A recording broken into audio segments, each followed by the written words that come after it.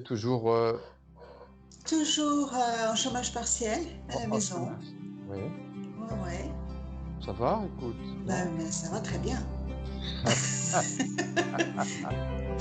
va Quelle très belle bien. tu as vu, hein? Il suffit de peu de choses finalement. Tu as regardé un peu la dernière vidéo? Oui, les deux, parce qu'on en Oui, a eu deux pour le prix d'une. Ouais, il y avait beaucoup de choses. Beaucoup de choses.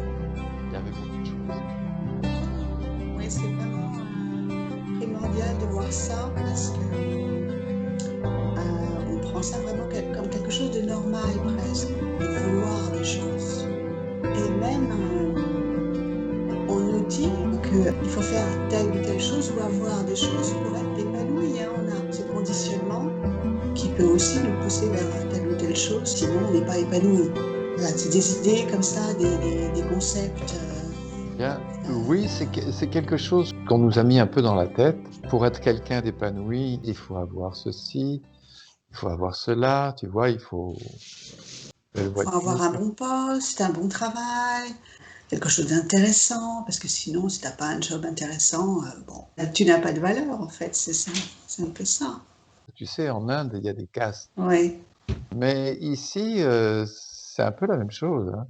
Les gens qui ont de l'argent restent avec les gens qui ont de l'argent.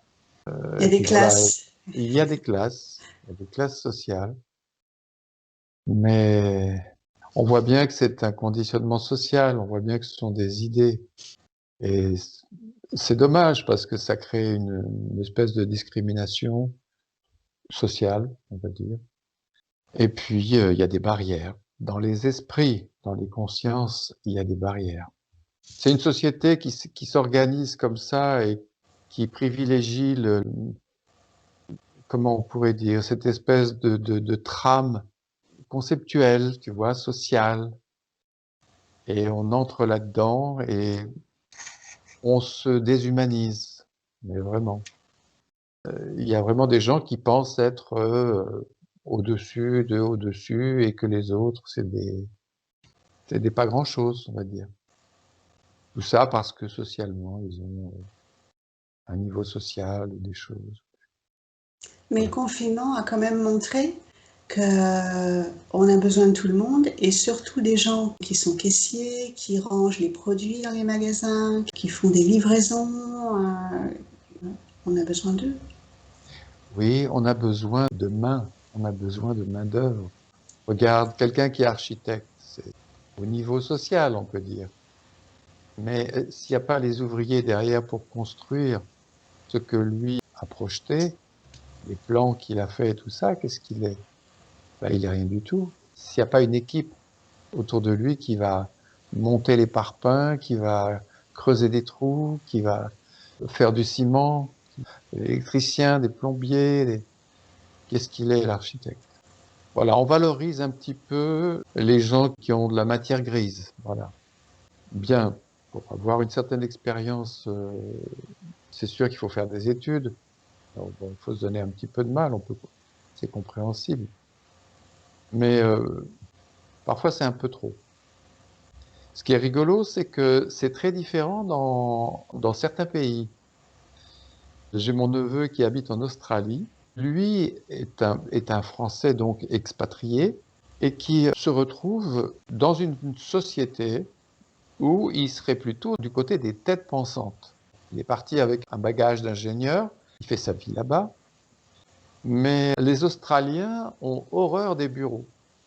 Les Australiens sont des gens qui sont très forts physiquement, des gens très costauds, et ils veulent tous aller travailler sur les chantiers. Ils préfèrent aller travailler sur les chantiers. Et ce qui est rigolo, c'est qu'en Australie, les ingénieurs et les têtes pensantes, comme on dit, gagnent beaucoup moins que les ouvriers qui, eux, vont travailler sur les chantiers, puisque ce sont les Australiens eux-mêmes qui vont travailler sur les chantiers. Alors, on voit des ouvriers qui arrivent en Cadillac, qui arrivent en voiture de sport, et puis les ingénieurs et les têtes pensantes, qui sont en général des gens qui viennent d'un peu partout, eh bien, sont moins payés. C'est assez rigolo hein, Ouais, c'est marrant. comme phénomène.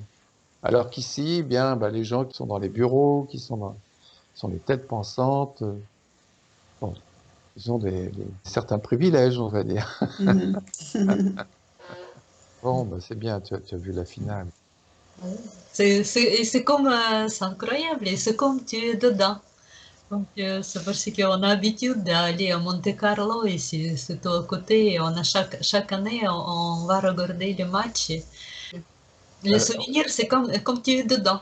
Comme si tu C'est- étais sur le cours. C'est rigolo quand tu as vécu quelque chose Ouais, et que tu le vois après à la télévision, tu es imprégné de l'expérience que tu as eue.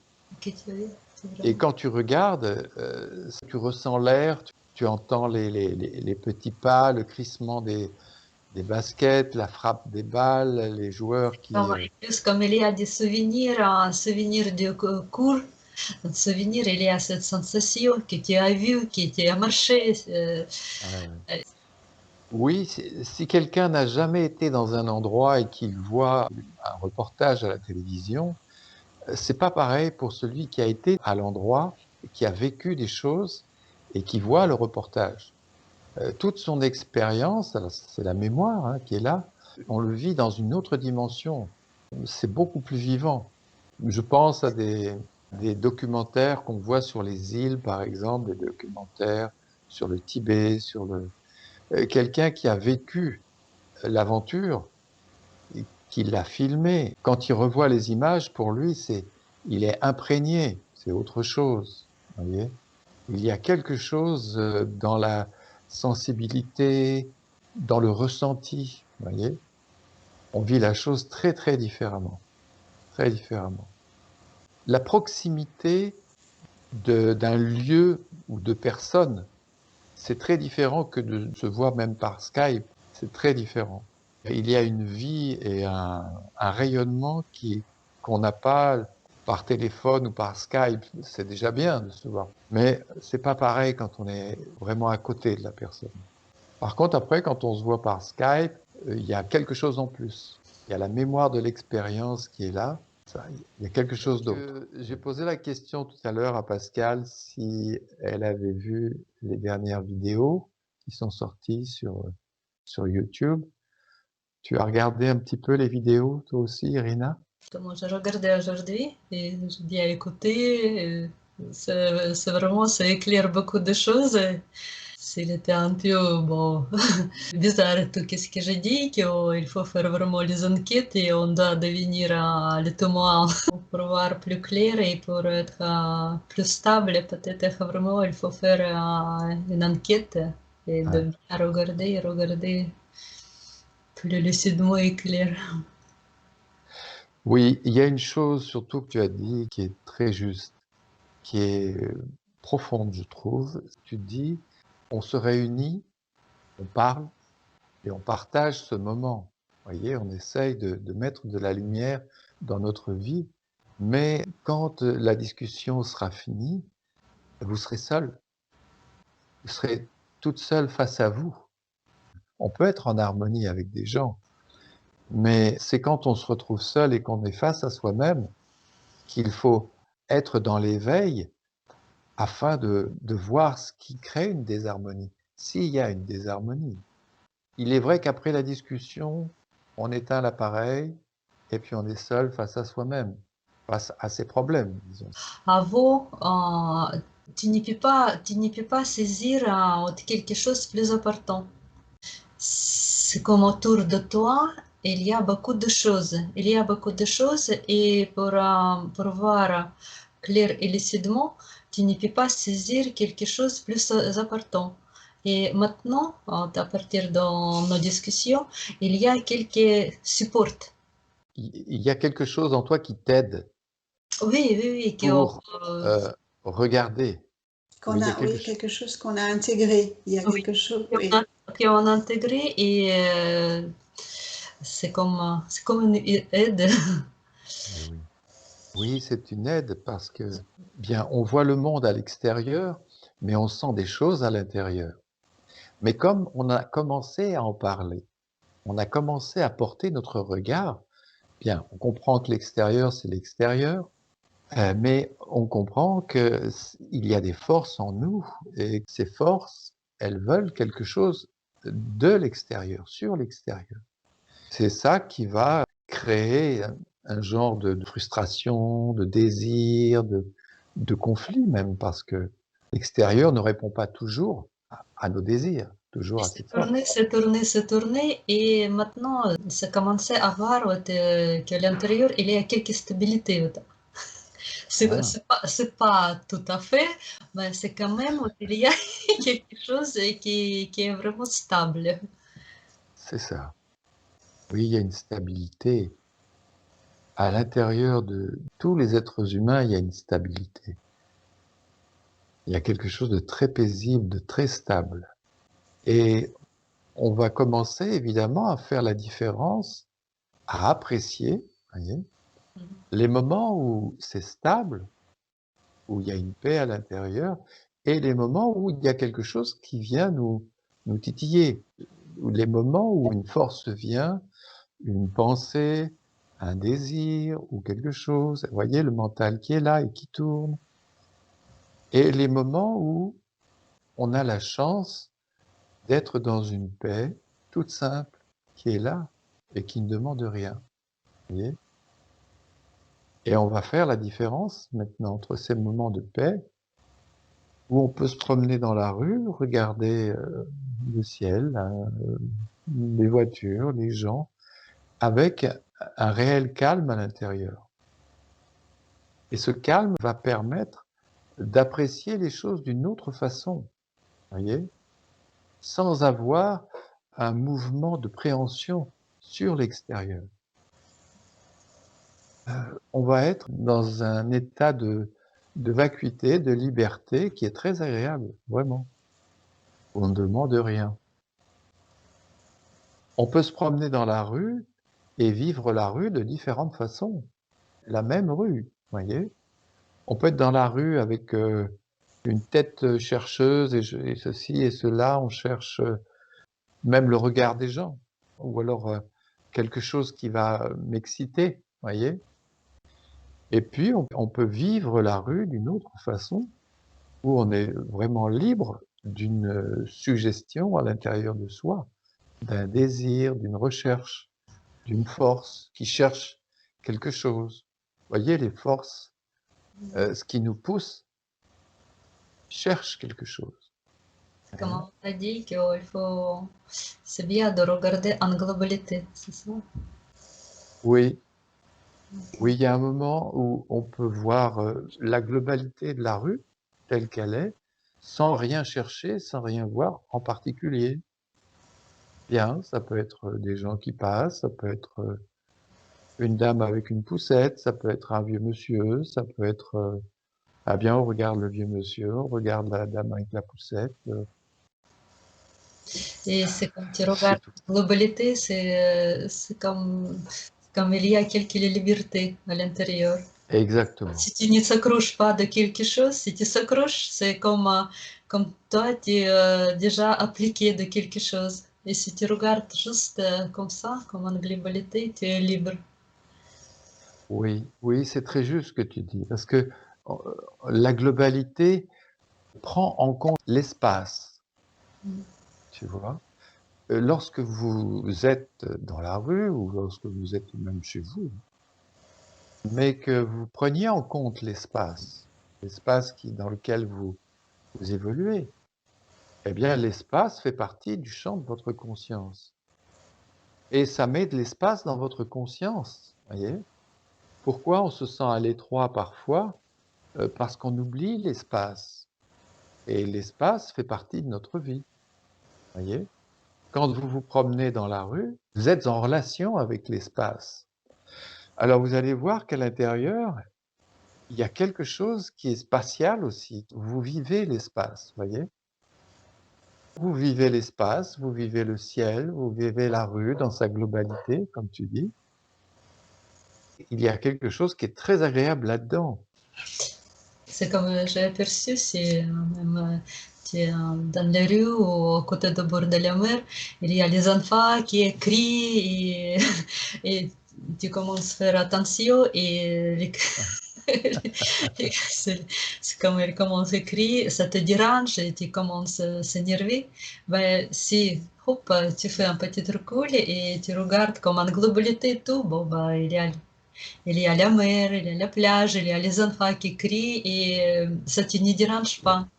Mais C'est si vrai. vraiment, si tu fais attention de quelque chose, il commence de rentrer de jugement ou de, même À penser, à penser et de parler à l'intérieur de toi, à l'intérieur. exactement. Et ça commence de tourner. C'est Oui, il y a un rejet. Il y a un rejet qui va se faire et une focalisation qui va se focaliser sur le rejet. Et on va penser de plus en plus aux enfants et oh mais oui. qu'est-ce qu'ils Et font? oui, Et pas le pour plaisir. aller jouer ailleurs. Finalement, on vit plus du tout la plage, on vit plus du tout la rue. Vous voyez comme le champ de la conscience peut se rétrécir quand on se focalise sur quelque chose. Et c'est vraiment très intéressant ce que tu dis parce que il y a une sensibilité qui est dérangée à la base, mais il y a une accusation. On accuse l'extérieur. Vous voyez comme c'est un réflexe qui est quasi immédiat. On accuse l'extérieur dès qu'il y a quelque chose qui ne va pas en nous. On accuse l'extérieur parce qu'on ne voit pas le problème dans sa nature, dans sa globalité. Ce qui dérange, évidemment, les cris d'enfants, on va au bord de la mer ou on va quelque part pour être tranquille. Donc on a un but, vous voyez, on veut être tranquille, et puis des enfants arrivent. Ah, il y a quelque chose qui est perturbé. Le désir, j'avais un désir d'être en paix, et puis des enfants arrivent. J'ai pas ce que je voulais en fait. Et on va commencer à accuser les enfants. Une sensibilité est frustrée quelque part, mais elle accuse l'extérieur. Plus elle accuse, plus on va être en conflit et plus on va mal le vivre. On va vivre un trouble, voyez? Et plus on va vivre un trouble et plus on va accuser l'extérieur. On peut vraiment se mettre en colère et puis, Oui, oui, oui, tu ne prends oui, pas plaisir, même tu es sorti dehors pour prendre l'air ou quelque chose et si tu, c'est comme tu élargis ton regard, tu commences à regarder plus large, en globalité, oui, c'est les enfants, les chiens ou comment, et ça te ne touche plus. ça ne te touche plus, oui. On voit comment la sensibilité, le champ de la conscience peut se rétrécir, voyez? Sur soi, Et oui. Se rétrécir sur soi et puis il y a ce sentiment d'être dérangé. ce sentiment d'être dérangé. Alors, Mais qu'est-ce qu'est-ce qui est... Oui, c'est ça. Qu'est-ce qui est dérangé? Pourquoi je me sens dérangée? ça, c'est une question. Pourquoi je me sens dérangé? Voyez? Par rapport à quoi? Ah oui, C'est encore, il y a une division. Oui, c'est eh parce que oui, je voulais être tranquille et maintenant je suis dérangée. exactement. Il y a une division. Il y a une division. Voilà ce que moi j'attendais et voilà ce qu'il y a maintenant, ce que la vie m'impose entre guillemets. Et voilà, il y a deux. On est double, on est divisé. J'attendais la paix et j'ai les cris des enfants ou les chiens qui aboient ou, vous voyez, il y a une division, exactement. Et il y a une sensibilité qui a une préférence, vous voyez, qui a une préférence pour la paix et le calme. Et évidemment, cette sensibilité, cette préférence, on va commencer à penser dessus. Ah, mais quand même, ces enfants, ils pourraient aller jouer ailleurs, ou, vous voyez, on va commencer à penser.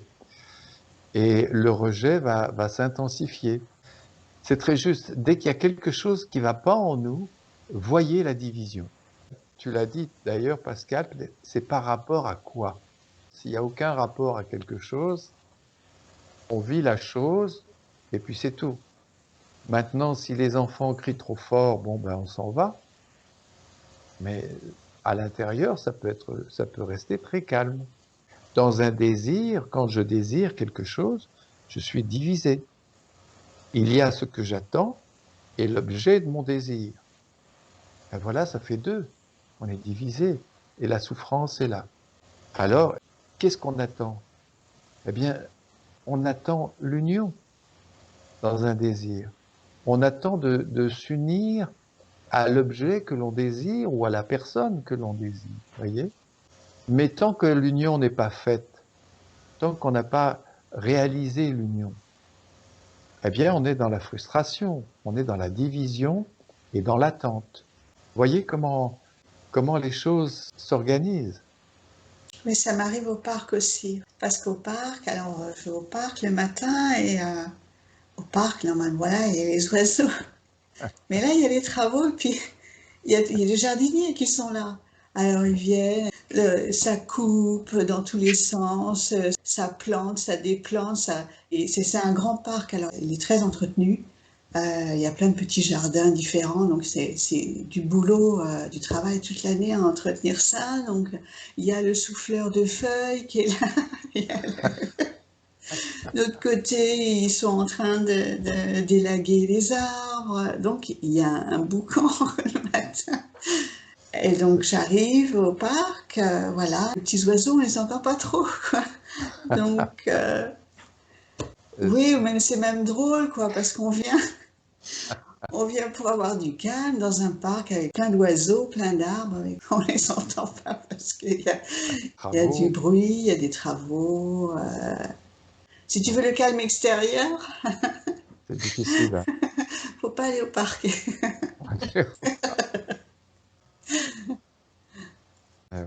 C'est pour ça que le calme intérieur, c'est quand même beaucoup mieux que chercher un calme extérieur que tu n'as Mais pas.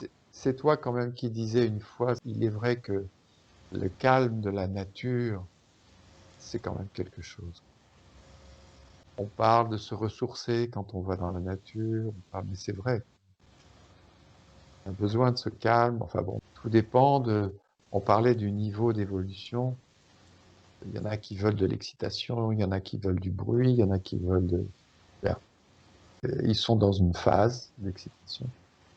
Mais il y en a d'autres qui sont à la recherche de la vibration de la nature qui est paisible, qui est harmonieuse, et qui est belle. Bien, il y a un livre parce que le livre, il va un petit peu dans les détails, il indique des choses et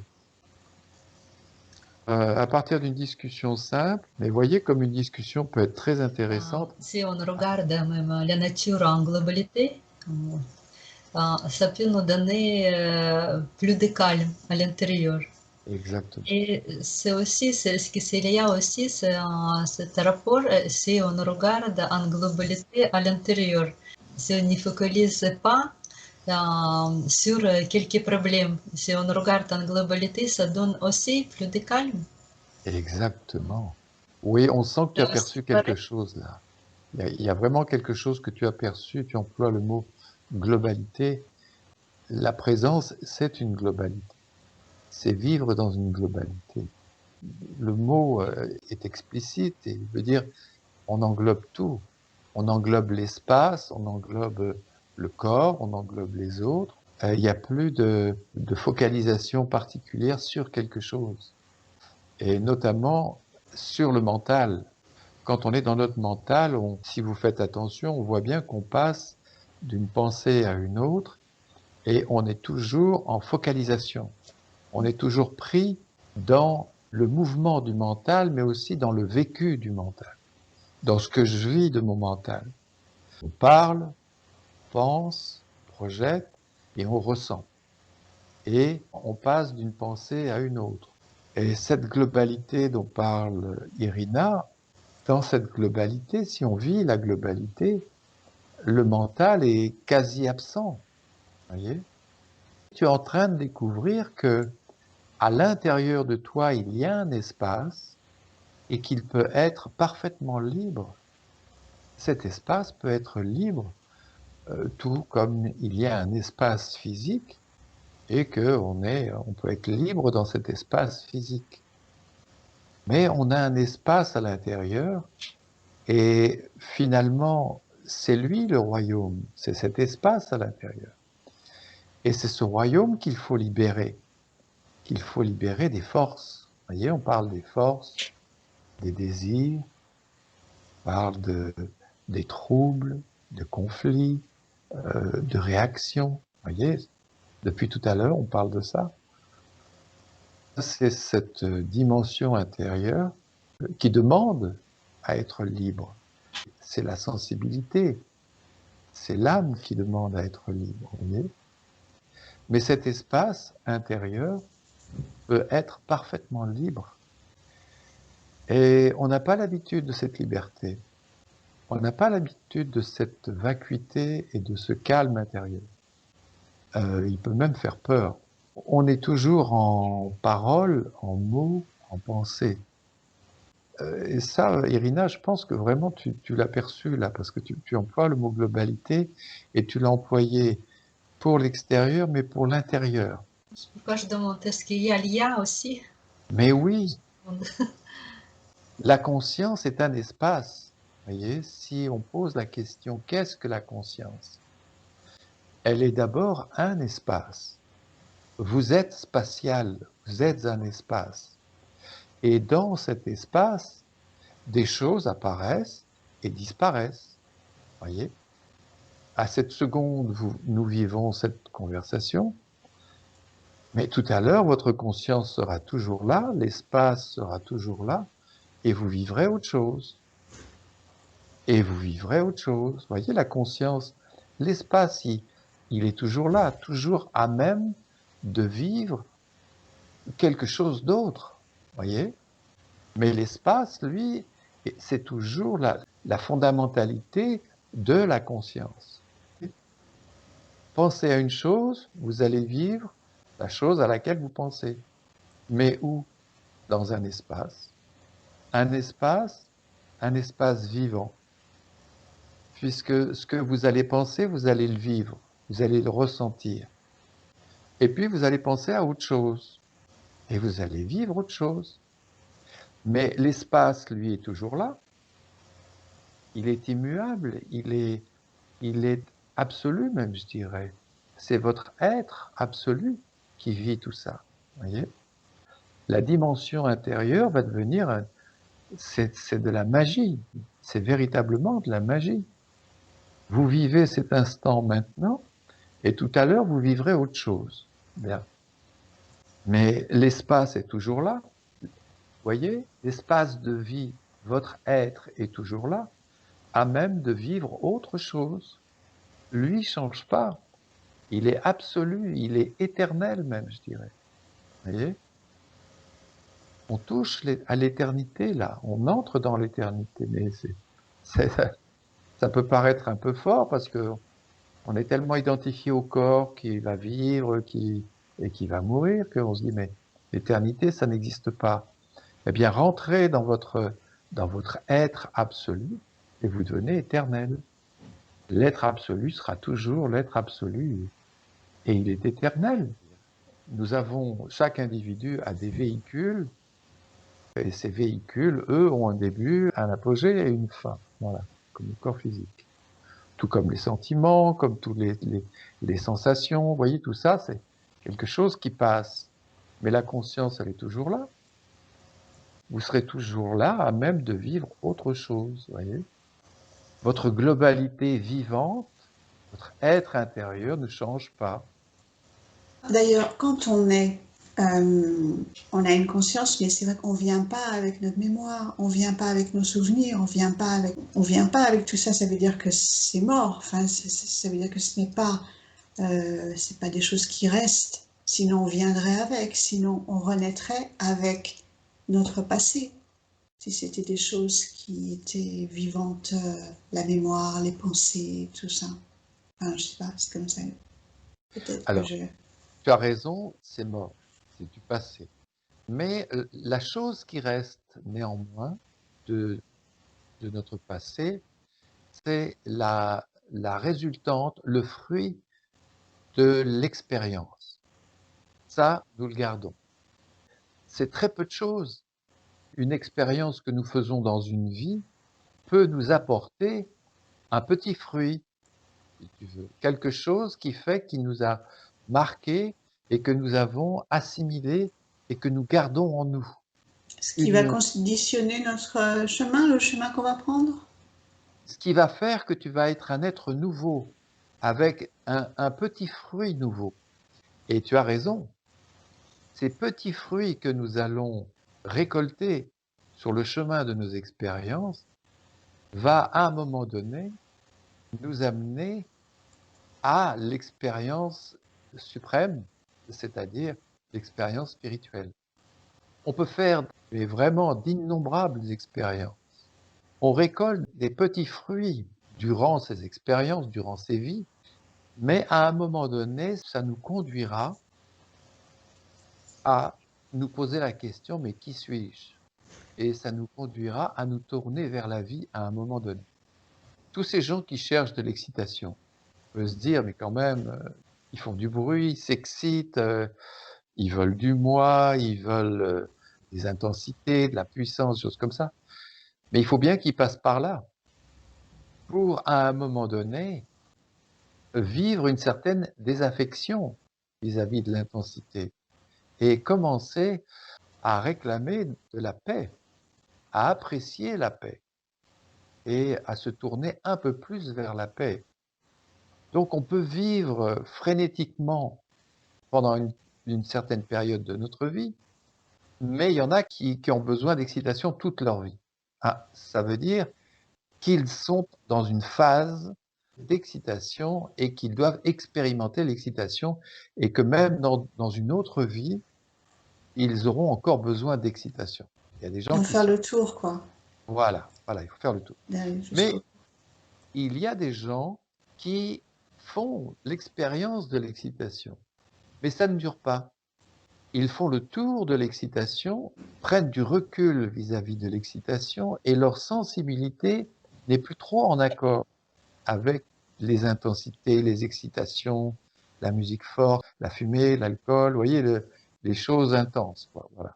Eh bien, ça veut dire que ces gens ont besoin de vivre un tout petit peu l'excitation pour simplement prendre conscience qu'ils ne sont plus en accord avec ça, voyez? Ce qui veut dire que dans le passé, ils ont eu certainement des vies où il y a eu beaucoup d'excitation. Et c'est un petit peu comme une piqûre de rappel. Donc ils vivent l'excitation et se disent, même s'ils sont pris pendant X années, 5 ans, 10 ans, il y a tout de suite un recul, un genre de mise à l'écart. Ils sont beaucoup plus sensibles à la paix de la nature, voilà. Ça veut dire que dans d'autres vies, ils ont certainement vécu des vies où l'excitation a été puissante et qui s'en sont petit à petit éloignés. Alors, on revient dans cette vie, bien, on est jeune, ci et là, il y a beaucoup d'énergie, donc l'excitation est là, mais néanmoins, des gens s'éloignent de l'excitation. De là, ça veut dire qu'ils ont fait le tour. Il y a des gens qui viennent et qui sont dans l'excitation jeune et qui veulent de l'excitation même vieux. Vous voyez, qui veulent encore de l'excitation même quand ils sont vieux. Cela, ça veut dire qu'ils sont dans une phase où ils doivent vivre de l'intensité. Voilà, ils sont dans l'intensité. Donc, on comprend en fait que, comme on le disait 2 ou 3 vidéos, je crois, il y a des niveaux d'évolution et chacun est dans son niveau d'évolution. Alors, les hindous ont une image très belle, je trouve. Et l'accomplissement d'un être, c'est comme si on gravissait une montagne, vous voyez? Mais il y en a qui gravissent la montagne en tournant autour de la montagne, qui font une petite marche à chaque fois qu'ils font le tour de la montagne, vous voyez? Donc en fait, leur évolution est très lente. Et à un moment donné, il y en a qui comprennent que non, il faut être face à la pente et gravir la pente et aller jusqu'en haut. Alors, c'est ce qui se passe quand quelqu'un s'implique pleinement dans la démarche spirituelle. Il est face à la pente, il est face à lui-même, il gravit la pente. Mais il y en a d'autres, ils font le tour de la montagne et c'est un tout petit fruit à chaque fois qu'ils récoltent. Alors évidemment, c'est très long, vous voyez. Mais un jour, ils se diront, ben, bah, il faut y aller, il faut être face à la pente et puis il faut gravir la pente et aller au sommet de la montagne. À quoi bon tourner autour, autour, autour, autour? Eh bien, voilà, on a compris que on est pris dans des circuits, que bien, eh bien, c'est ce qu'on fait là maintenant. On serait plutôt face à la pente. On tourne plus autour du pot.